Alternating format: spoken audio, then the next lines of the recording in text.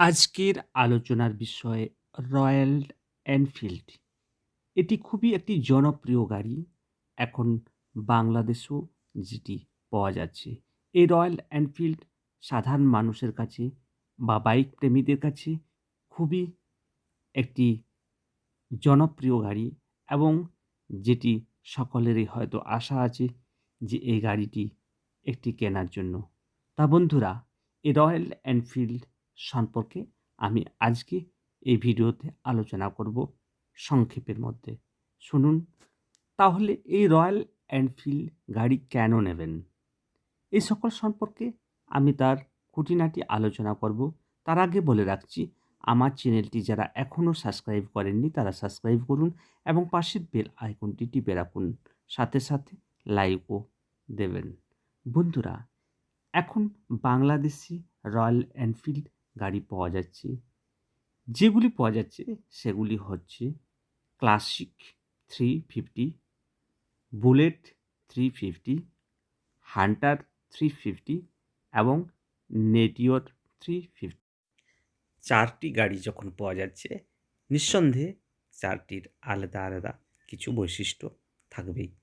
তা এই আলাদা কী বৈশিষ্ট্য সেগুলি আমি আলোচনা করব।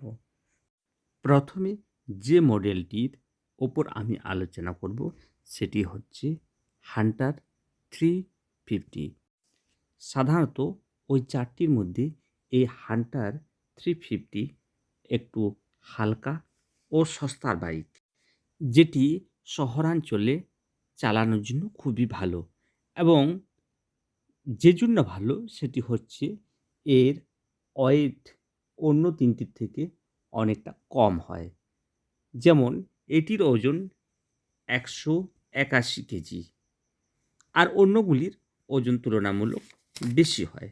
তাই এটি শহরাঞ্চলে বা ভিড় জায়গায় গাড়িটিকে কন্ট্রোল করার জন্য অনেক সুবিধা হয়।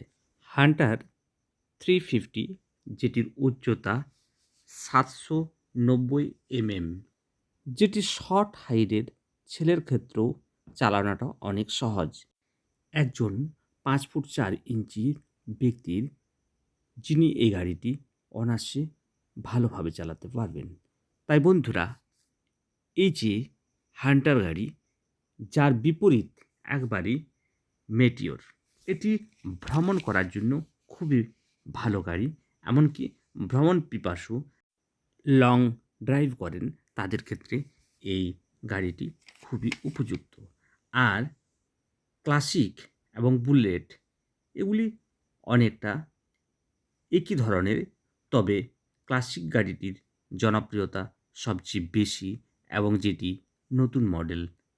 আর বুলেট অনেক পুরাতন গাড়ি, অনেক নামকরা গাড়ি। এই গাড়িগুলিতে সব কিছু কাজই করা যায়।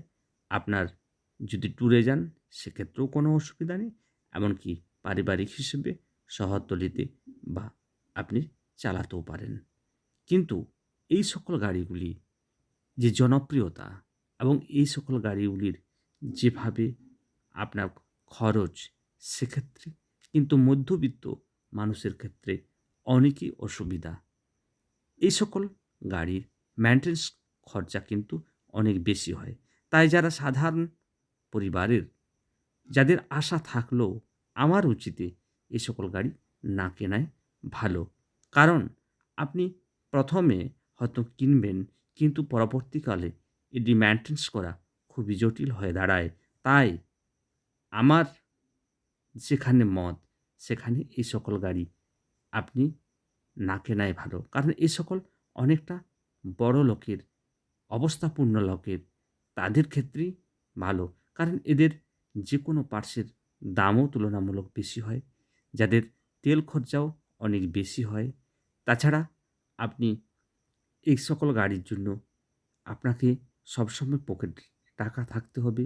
কারণ যেহেতু মেইনটেন্যান্স খরচা বেশি, তাই আপনি মধ্যবিত্তদের জন্য বলছি, যারা বা যারা নিম্ন মধ্যবিত্ত, তাদের ক্ষেত্রে আমি বলব স্বপ্ন থাকাই ভালো। কিন্তু হয়তো অনেকেরই ইচ্ছা যায়, কিন্তু ইচ্ছা গেলেও দেখা যায় সমস্যায় পড়তে হয় অনেককে। তাই আমি বলতে পারি রয়্যাল এনফিল্ড এই সকল বুনিয়াদি গাড়ি, এই সকল দামি গাড়ি থেকে দূরে থাকাই ভালো সাধারণ গরিব শ্রেণীর জন্যে। আর যারা অনেক অবস্থাপূর্ণ তাদের ক্ষেত্রে এই সকল গাড়ি সবচেয়ে ভালো। বন্ধুরা, আজকে আমি এই ৪ টি রয়্যাল এনফিল্ড গাড়ির সম্পর্কে আলোচনা করলাম। তবে মানুষের শখ থাকতে পারে। তাই যদি শখ পূরণ করার জন্য একবার কিনতে চান, কিনতেই পারেন। তবে অবস্থাপূর্ণ লোকের ক্ষেত্রে খুবই ভালো।